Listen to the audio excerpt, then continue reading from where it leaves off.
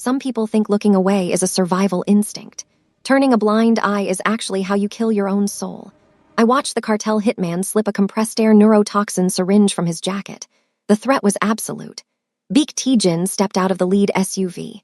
He pulled his bespoke coat tight against the freezing rain. He coughed heavily into his hand, looking like a man exhausted by the weight of his own empire. Why should I care about a crime lord's execution? What fatal detail did I catch that his heavily armed guards completely missed? And if I fade into the shadows right now, what happens to my sense of self? I turned to run. My boots scraped the damp concrete. A sharp whimper from Marcus. A young runaway sleeping in the alcove behind me anchored my feet to the floor. I reached for my cracked burner phone. My thumb hovered over the keypad. Police sirens down here meant a city sweep. That would destroy the only shelter my street family had left. I looked back. I caught the eye of Cho, Tijin's trusted underboss. Cho saw the assassin's reflection in a puddle. He met my gaze. He deliberately turned his back. The attacker closed the distance.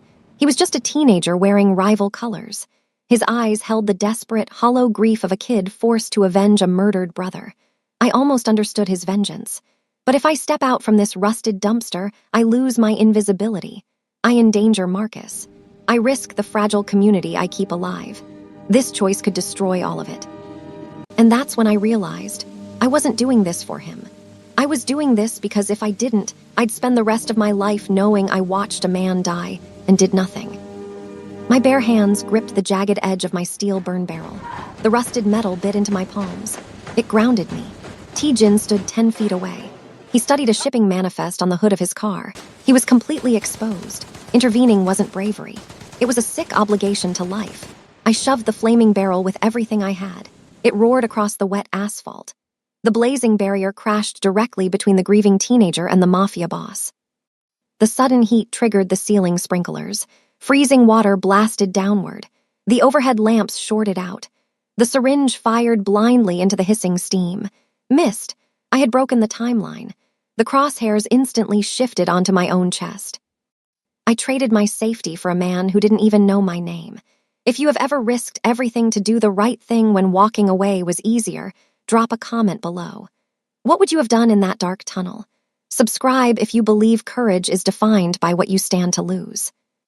The immediate cost of the fire wasn't the blind gunfire sparking off the concrete walls. It was the absolute destruction of my sanctuary.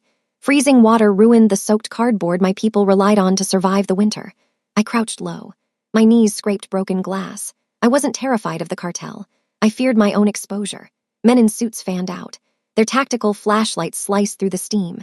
If they found me, they would ask questions. They would interrogate the other unhoused people. My hidden existence would be burned into the minds of killers. I had to calculate an exit, but my lungs refused to take a full breath. A hand clamped around my wrist. The grip felt like a steel vice. It was Tijin. Blood dripped from a graze on his cheek. His control was terrifying. He dragged me forcefully behind the reinforced engine block of the ruined SUV. I slammed against the cold metal. He had survived my chaotic intervention. Now I was hopelessly tangled in his violent world. He stared at me. His dark eyes registered the ragged layers of my thrift store coats. He was processing why a destitute woman just declared war on a cartel to save him. He opened his mouth to interrogate me. "Tossin." A panicked shout echoed over the broken water pipes. My blood turned to ice. It was Marcus. The 16-year-old boy crawled out of his hidden alcove. He clutched a heavy iron pipe. He stepped directly into the danger zone to defend me. The teenage cartel hitman spun toward the boy's voice. The true horror hit me a second later. Cho, the treacherous underboss, raised his own weapon. He wasn't aiming at the assassin in the steam. He aimed directly at Marcus. Cho was seizing the chaos, to eliminate the witnesses, to his staged betrayal. I lunged forward. I tackled Marcus to the wet pavement just as a suppressed round shattered the brick pillar right where his head had been seconds prior. Concrete dust rained over us. I was right to stop an execution. I was a fool to think the violence would remain contained to guilty men. We were bleeding on the floor of a war zone. The deadliest threat wasn't the rival cartel. It was the traitor standing shoulder to shoulder with the man I had just kept alive. We forced the rusted maintenance hatch open. We spilled onto the cracked linoleum of a 24-hour laundromat. The brutal bulbs assaulted my eyes. I blinked rapidly, fighting a sudden wave of nausea. Beak Tijin stumbled against a humming washing machine. Blood dripped heavily from his ruined sleeve onto the clean floor tiles. The lone night attendant dropped his magazine. He stared at the crimson pooling near T-Jin's expensive leather shoes. His hand drifted toward the wall phone. Panic squeezed my throat. If he called the police, Cho's men would intercept the dispatch. We would be slaughtered right here between the dryers. "Do something," T-Jin rasped. His good hand reached toward his concealed holster. He was calculating murder to buy our silence. I slammed my hand over his gun arm. I forced it down. I couldn't let him kill an innocent kid. I stripped off my filthy, oversized wool coat. I wrapped the heavy fabric tightly around T-Jin's bleeding arm, masking the wound entirely. I shoved him onto a plastic waiting bench. I turned to the attendant. I didn't plead. I didn't explain.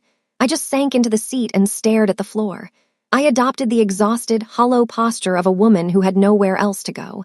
I forced myself to become invisible. The teenager hesitated. He looked at my ragged clothes. He was deeply uncomfortable with my poverty. He chose the easiest path. He picked his magazine back up and turned his back. T-Jin exhaled slowly. His dark eyes locked onto mine. He realized I hadn't just saved him from the cartel.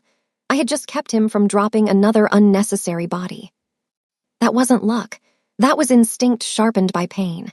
Comment, she knew, if you caught the exact moment this stopped being a rescue and became something deeper. T-Jin bought me 10 minutes of safety. He walked me to the bus terminal 3 blocks down. He pulled a thick stack of $100 bills from his dry inner pocket and shoved it into my calloused hands. "The debt is settled," he said, his voice flat. "Vanish." He turned and disappeared into the rain. I stood under the flickering terminal overhang. My fingers dug into the crisp paper. This was enough money to start over in a city where nobody knew my face. I walked to the counter. I bought a one-way ticket out of state. My chest felt dangerously light. I thought I had actually survived. I sat on a hard plastic bench to wait for boarding. I stared blankly at the mounted television above the ticket kiosk. The breaking news banner flashed red. A live helicopter feed showed my overpass. The transit tunnel was consumed by a massive, unnatural fire. The newscaster's voice sliced through the noisy waiting room. "Authorities are calling it a catastrophic gas main explosion. Several unhoused individuals are feared dead." The camera zoomed in. My stomach violently bottomed out. A stretcher was being loaded into an ambulance. A blackened, melted piece of a distinct blue sneaker hung off the edge. Marcus, the 16-year-old kid who tried to defend me with a pipe, was gone. Cho hadn't just cleaned up his mess. He had incinerated my entire street family to erase the trail. The cash in my pocket suddenly burned against my skin. It felt exactly like blood money. T-Jin thought he paid off his debt. He didn't realize his enemies just transferred the cost of his life onto the only people I cared about. Walking onto that bus meant letting Cho butcher my people and get away with it.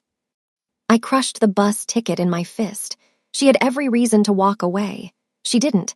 If that kind of heart means something to you, leave a comment for her. Some people survive by hardening. The rare ones survive and still choose humanity. I shoved the ruined bus ticket into my pocket. My hands shook violently. I pulled out the damp matchbook T-Jin had dropped during our escape. It bore a single address stamped in gold foil. I was walking straight into the lion's den. Fear gnawed at my stomach, but the image of Marcus's burned shoe completely erased my hesitation. I found the address 20 minutes later. It was an upscale restaurant heavily guarded at the front. I didn't try the velvet ropes. I walked around to the loading dock. A delivery truck temporarily blocked the alleyway. I slipped past a smoking chef and pushed through the metal double doors. My filthy clothes made me entirely invisible in the chaotic kitchen. I kept my head down. I grabbed a stainless steel tray. A busboy shouted, but I didn't stop. I forced my way through a heavy oak door marked private. The noise of the kitchen instantly vanished. I stood inside a massive office. T-Jin sat behind a mahogany desk. A private doctor was stitching his ruined arm. T-Jin looked up, his face freezing in pure shock. I marched forward. I slammed the thick stack of $100 bills directly onto his desk. The doctor flinched, dropping his needle. "Your enemies missed you," I snapped, my voice trembling with raw rage. "So they burned my family alive instead." T-Jin stood slowly. He dismissed the doctor with a sharp nod. He stepped around the desk, his physical dominance returning instantly. He grabbed my shoulder. His grip hurt. I refused to look away. I forced him to see the absolute devastation his survival had caused me. "You were paid to vanish," he whispered. "I can't vanish when my people are dead," I fired back, my nails digging into my palms. "You owe me more than money. You owe me blood." She stepped in while carrying more pain than anybody there could see. If that kind of heart means something to you, leave a comment for her. Some people survive by hardening. The rare ones survive and still choose humanity. Subscribe if you know the cost of looking away is always higher than the cost of staying. The heavy oak door slammed open. Cho stormed into the office. 2 armed men flanked him. My chest tightened so hard I couldn't breathe. This was the man who had just ordered a bomb dropped on sleeping teenagers. He froze when he saw me standing by the mahogany desk. His eyes widened slightly. It was a microscopic break in his cold mask. He quickly recovered and pointed a finger directly at my chest. "Detain her," Cho barked at his men. "She led the cartel to the tunnel. She is a massive security breach." The 2 guards lunged forward. I backed into the edge of the desk. My hands gripped the polished wood. I was utterly defenseless. Taejin raised a hand, stopping the men inches from my face. He looked from Cho to me, calculating the sudden chaos. I needed to shift the power dynamic immediately, or Cho would put a bullet in my head the second I was dragged outside. I looked down. I stared at Cho's expensive leather shoes. My heart hammered against my ribs. There was a thick, chalky smudge of gray dust across the toe of his right Oxford. I knew that exact dust. It was the pulverized concrete from the sudden cave-in at the transit tunnel. The cartel had used it to block the north exit. Cho hadn't been anywhere near the street level during the ambush. I looked up at Taejin. I fought to keep my voice steady. "Why does your underboss smell like the trap you barely survived?" The room went entirely dead. The silence was suffocating. Cho's jaw tightened. He shifted his weight, pulling his right foot back a single inch. It was a tiny, guilty flinch. Taejin noticed it. The boss slowly turned his head. He stared at Cho's shoes. "She's a desperate vagrant," Cho sneered, his voice rising in pitch. "She's lying to save her own life. Get her out of here." I didn't back down. I stepped directly toward Taejin, risking everything. "I saved you. He handed you to a hitman. Look at his shoes." Taejin didn't yell. He didn't pull a weapon. He just stared at his second-in-command with a terrifying, vacant calm.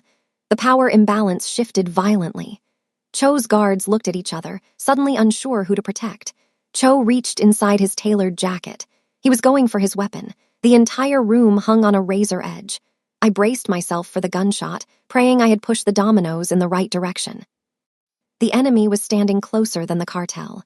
If you're still here, you're not watching casually anymore. You're reading people with her. Drop a fire in the comments if you felt that switch. Taejin didn't shoot his betrayer. He simply stripped Cho of his weapon and shoved him out of the private office. The heavy oak door slammed shut. I was left entirely alone with a Mafia kingpin. My knees immediately buckled.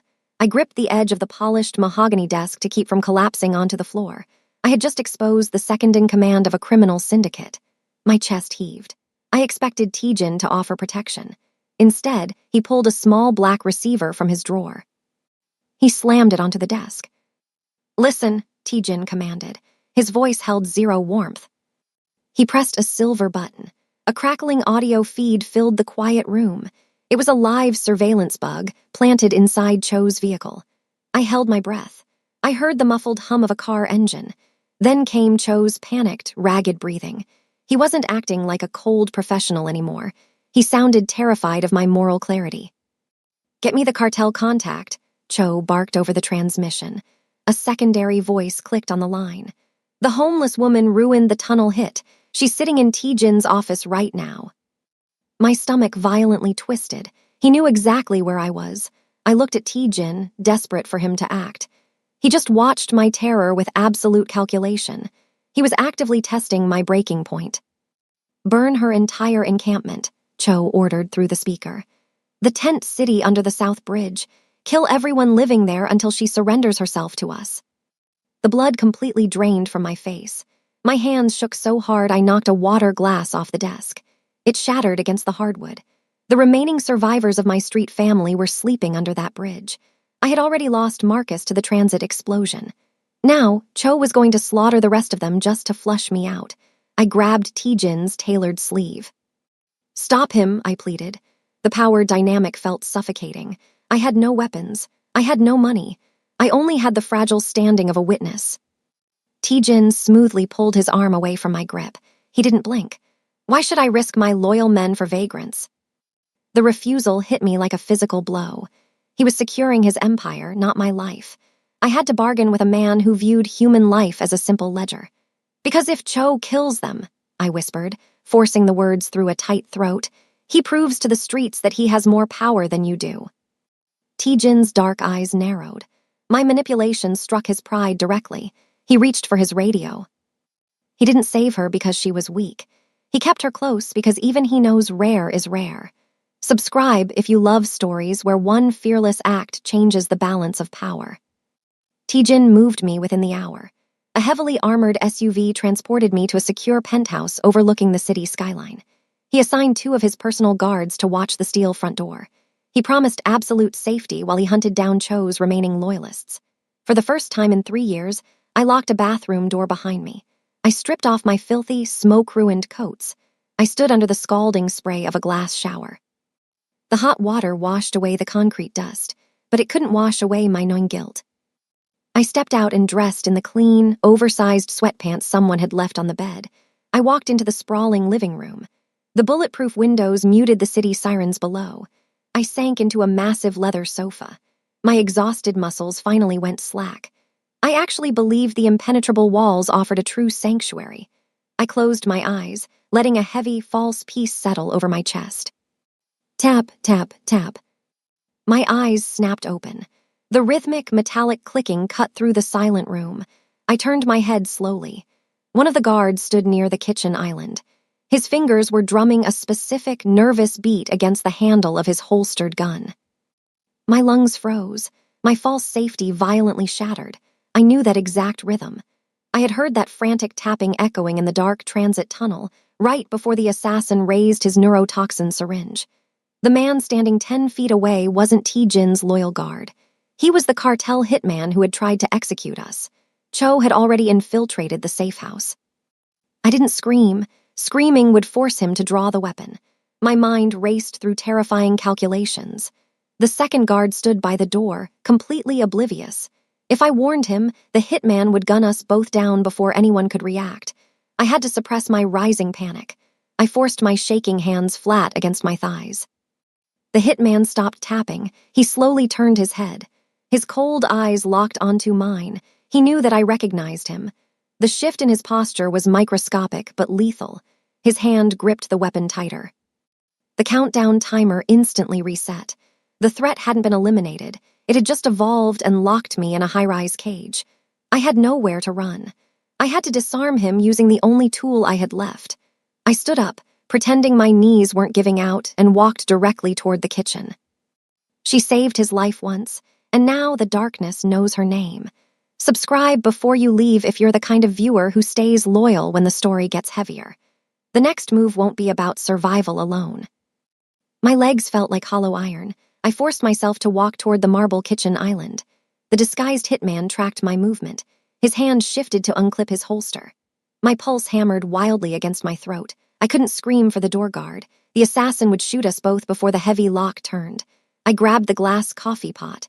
The heat burned my palm. I needed a weapon. Throwing boiling liquid would only buy me 1 second. He would still pull the trigger. I took a slow, calculated breath. I poured 2 dark mugs. I slid one across the smooth counter toward him. He didn't blink. He didn't reach for the ceramic cup. He just stared at my chest, picking his target. The power imbalance was total. I had to destabilize his mind. "You're shaking," I whispered. I pushed the words past the dry lump of pure fear in my throat.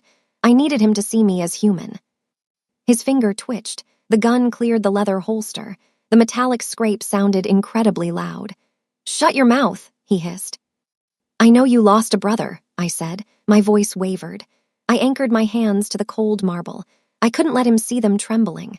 I gambled my life on a fleeting expression I witnessed hours ago.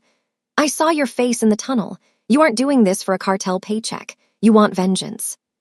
He froze. The gun hovered inches above the counter. His eyes widened slightly. He was absorbing the shock that a homeless woman recognized his private grief. His professional mask cracked. I pushed harder. I had to force the weight of murder onto his conscience. If you pull that trigger, the grief doesn't vanish, I pressed. I stepped 1 inch closer. I risked a fatal shot. It just transfers to someone else. You become the exact monster who ruined your family. His breath hitched. He looked down at the steaming coffee, then back to my face. His hand visibly trembled. He was hesitating. That microscopic delay of human guilt cost him everything. The steel front door suddenly clicked open. T-Jin walked inside. He instantly read the assassin's drawn weapon and the trembling hand. T-Jin didn't hesitate. He drew his own pistol and fired twice. The deafening shots shattered the quiet room. The hitman collapsed violently against the cabinets. Blood pooled on the polished hardwood.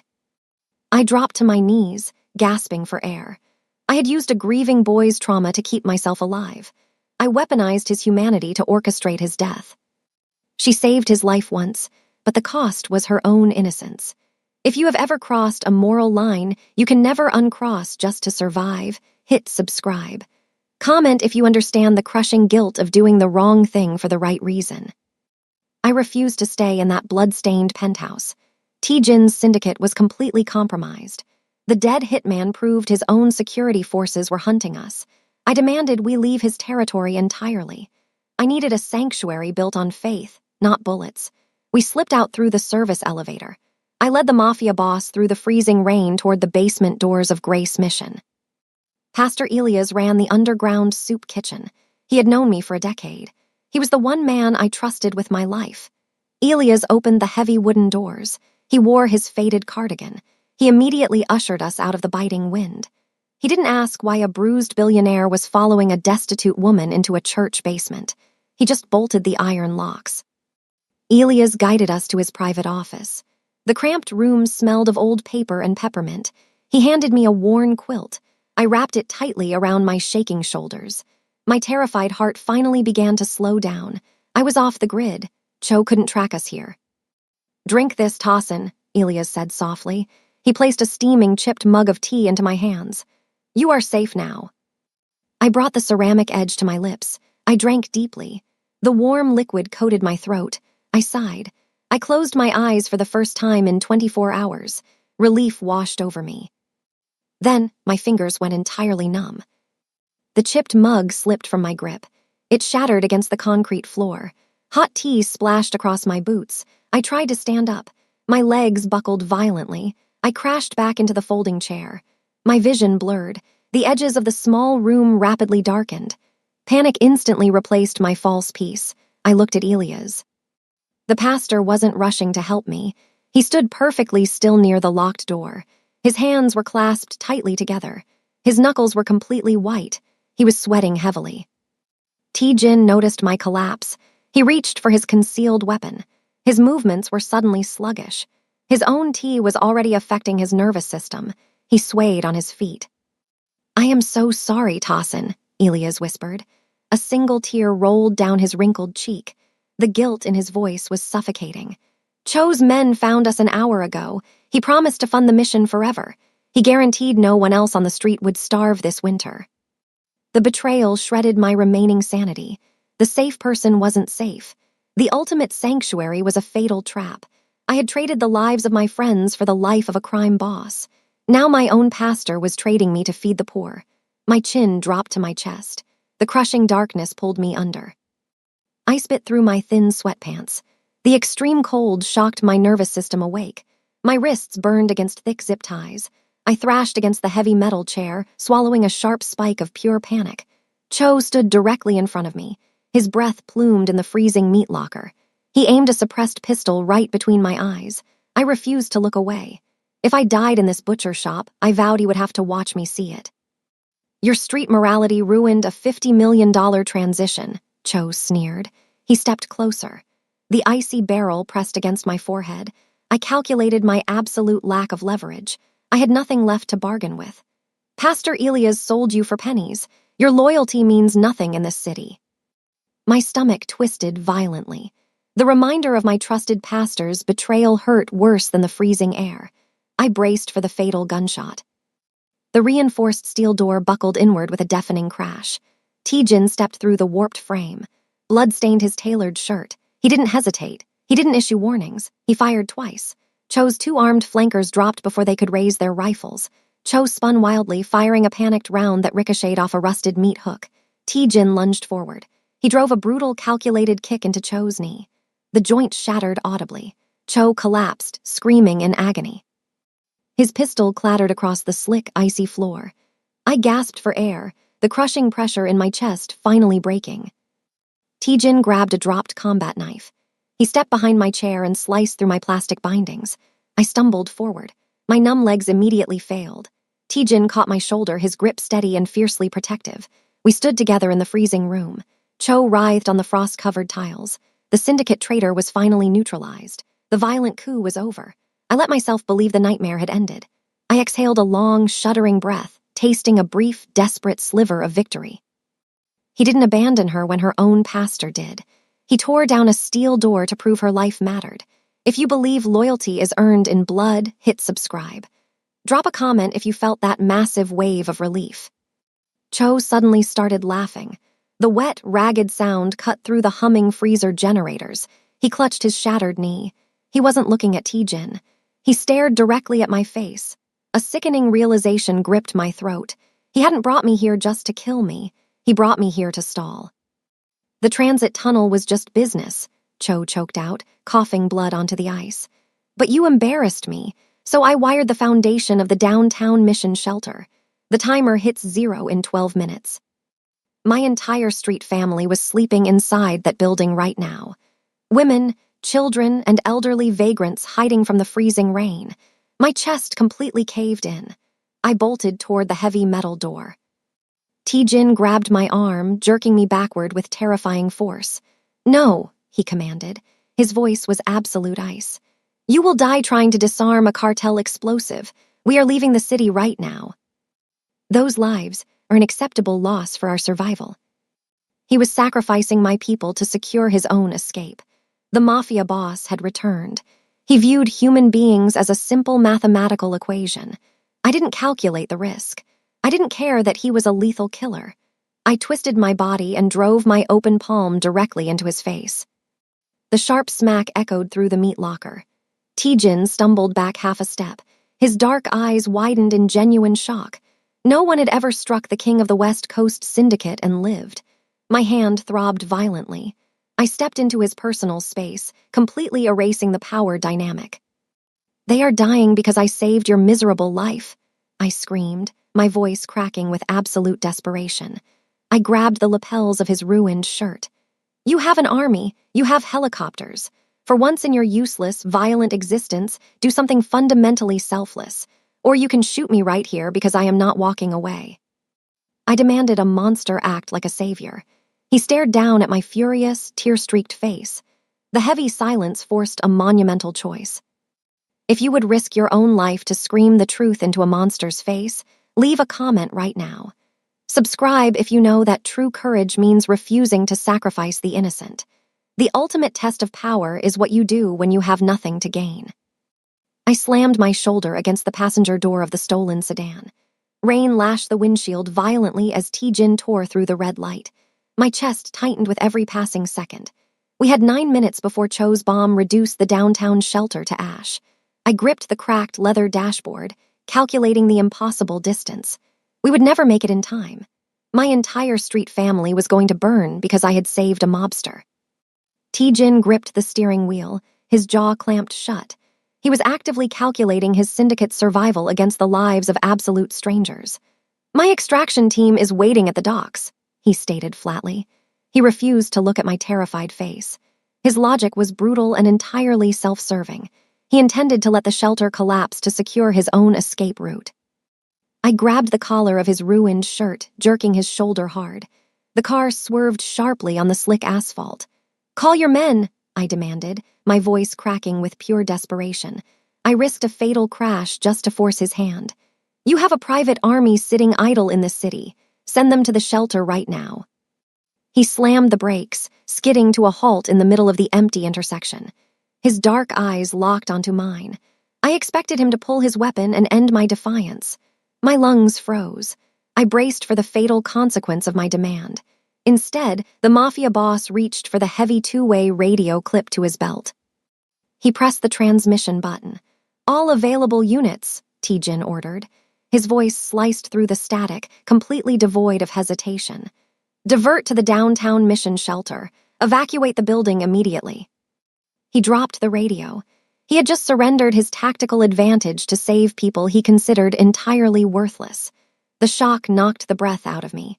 The king of the West Coast had just bowed to a homeless woman's absolute terror. He didn't save her because she was weak. He kept her close because even he knows rare is rare. Subscribe if you love stories where one fearless act changes the balance of power. T-Jin slammed the sedan onto the crowded sidewalk directly in front of the shelter. 4 black SUVs were already screeching to a halt around us. Heavily armed syndicate enforcers kicked through the reinforced glass doors. I shoved my door open, my legs shaking violently as my boots hit the freezing pavement.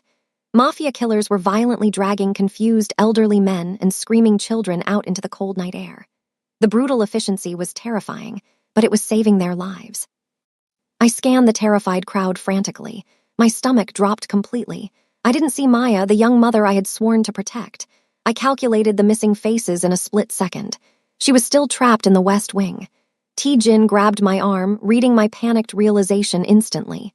"Stay by the car," he commanded, his grip bruising my skin. I ripped my arm away. I sprinted directly toward the shattered entrance.